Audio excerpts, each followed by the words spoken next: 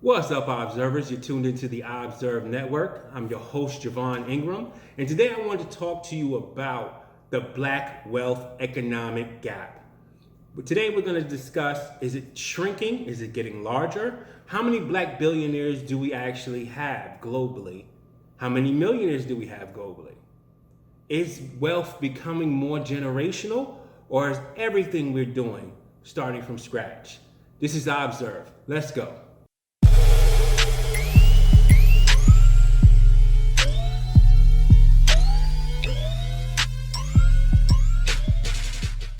What's up, observers? You're tuned into the OBSERV network. I'm your host, Javon Ingram, and today we're going to discuss the Black wealth gap. Today we're going to discuss if it's shrinking, getting larger. How many billionaires do we have in the Black family? How many millionaires do we have? Are we closing the gap? Is there more generational wealth today than there was in previous generations? These are all the topics that we're going to discuss today on the show. First thing we're going to touch is the Black billionaire status. Currently, there is 8 billionaires in the United States, Black billionaires in the United States. Out of 665 billionaires that America has, 8 are Black. That is less than 1.2% of the billionaire class in the United States. Now, the billionaires that we do have, some of them are very famous names. I'm going to run them down to you. Robert E. Smith, private equity. David Stewart, an IT provider. You have Oprah Winfrey. You have Michael Jordan. You have Jay-Z. You have Kanye West. And you have Tyler Perry. And you have one other, which is Alexander Karp. So those are the 8 billionaires that are of African American descent in this country. Now, America is 340 million people. Black America makes up 13% of the US population. So if we stay on that trajectory, 13% of the billionaires would be about 86 billionaires that we should have if we stay on the current trajectory of the amount of us that are in this country. So we're supposed to have 86 billionaires. We have 8. So we are really grossly underrepresented in the billionaire class. And I think that affects a lot of things that we are trying to do as far as getting laws passed, getting certain industries to pay attention to African Americans and African American entrepreneurship and inventions. Because we're just getting out of the Black History Month right now, this is the last day, which is February 28th. Of course, it's the shortest month in the year. But African Americans have contributed great inventions to this country and contributed a lot to this country's wealth. Even besides slavery, with inventions alone, the cotton mill, the traffic light, space technology, the internet. There's so many things that Black America has contributed to America at large and society at large. But we are grossly underrepresented in this area. Globally, it's even worse. Globally, there's 2,064 billionaires globally. 15 of them are Black, what we would consider Black, non-Hispanic.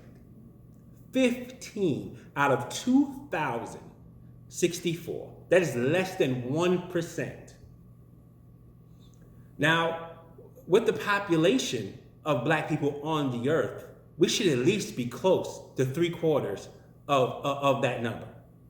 Or at least a quarter. I'm not gonna say 3/4, at least a quarter of that number should be Black billionaires, especially with the wealth of Africa. But to be honest, there's about 6 billionaires, Black billionaires on registry in Africa, with all the wealth of Africa. And it's become a huge problem for us as Black people on the planet. We're responsible for so many things, but yet the wealth has eluded us. That billionaire status and trillionaire status, we are far from it. There's very few of us in that space. And that has to change. Now, of the 15 black billionaires globally, 14% of them are self-made. And that's a great achievement, to be a self-made billionaire. In one generation, to make $1 billion is amazing. Now, our white counterparts, 58% of the 2,604 billionaires are self-made. 13% inherited their wealth, and then 30.9% inherited wealth and added onto it to reach the billionaire status. Yet, in our little pool of 15 billionaires, only one inherited some form of wealth from the previous generation. And that has to change. We have to start providing more wealth and resources to the next generation so that they can build the generation behind them. There's no reason for us to have no generational wealth according to the data I'm looking at. It's so small, it's not even worth mentioning. We have to adjust our thinking. We have to adjust our implementation of ideas and supporting one another monetarily when businesses are started. We have to put more into us than we do to others. Let's talk about, forget about billionaires. Let's step into the millionaire category, which is a lot more promising. There's a lot more black millionaires than there are black billionaires. But when I look at the numbers, there's still a huge gap. Black American population, they say right here, is 4.78 million people. The number of black millionaires is only 1.5 million. That is 3.75% of the black population is a millionaire. Only 3% of the entire black population in America, 3.75%, let me be precise, is a millionaire. 3%. And then globally, out of all the black millionaires, and even globally, let's stay in the United States. The number of black millionaires is 1.5 million. That's only 8% of the millionaires in America, because there are many, many millionaires here. 76% of the millionaires in this country are white. 8% are black, 8% are Asian, and 7% are Hispanic. So there's still a huge gap between white America and everyone else. There's this huge economic gap. And it does affect how we're able to operate in politics, in business, in investments. It impacts our history and culture in this country, in the Western Hemisphere, to be honest. And obviously, by looking at these numbers, it is worldwide. Now, Africa, that have the statistics on that, it's only 19 countries in Africa I have. It says that they have 120,000 millionaires out of 855 billion people. 855 billion people, and they only have 120,000 millionaires. The population, the percentage of that is 0.014. Not even a full percent, 0.014% of millionaires in Africa, with all the wealth and resources there. So when we are looking at the wealth gap and the changes that need to be made, we've now looked at the billionaire, the millionaire, and now we are going to look at the working class. And to be honest, the working class, the gap is even bigger. We aren't even close to where we should be monetarily compared to our Caucasian counterparts. Now, no, they did not have the struggles that we've had in this country, but we still have a responsibility to the next generation to increase and to chop down the gap between the two. I'm gonna go through some numbers with you. The median income for white America is $61,200 per year. The median black income is $35,000. That's a little over half. Hispanic, 38,000.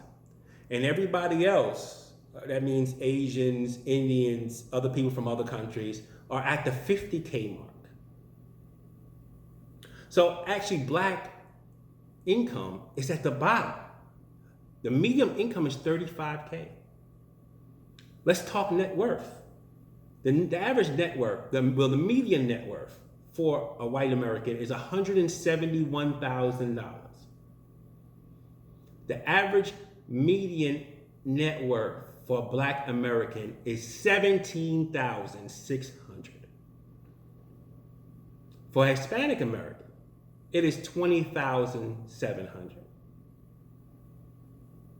For other groups, Indians, Asians, etc., it's $64,800.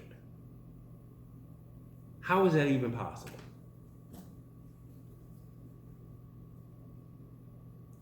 Assets. And I'm going to break that down for you. Let's look at the percentage by race, the type of assets that they have going on. Homes, 73% own their primary residence as Caucasians, white people. The home value sits at $216K for white people. For black people, it sits at $94,000. Let's look at another asset, vehicles, which are a depreciative asset. 90% to our 73%. Retirement accounts. 60% of Caucasians own a retirement account. Only 34% of African Americans own a retirement account.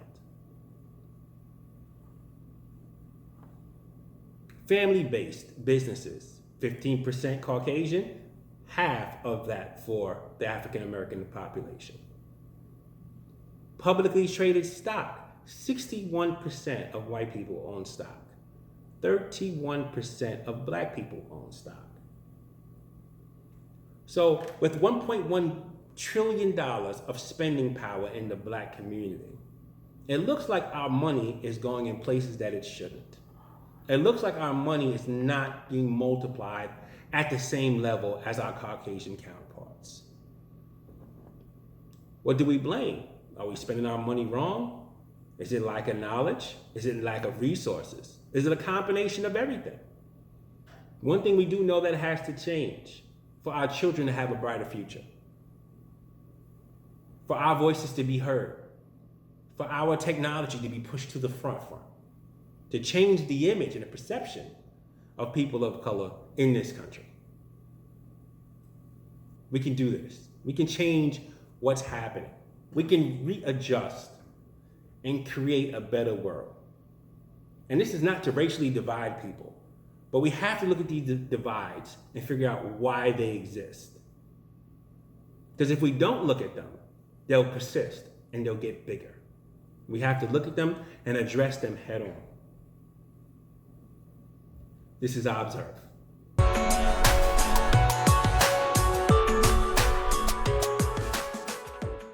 Now, if you like this video, go ahead, like, click, and subscribe.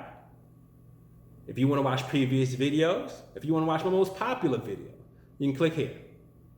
This is OBSERV Network, signing out.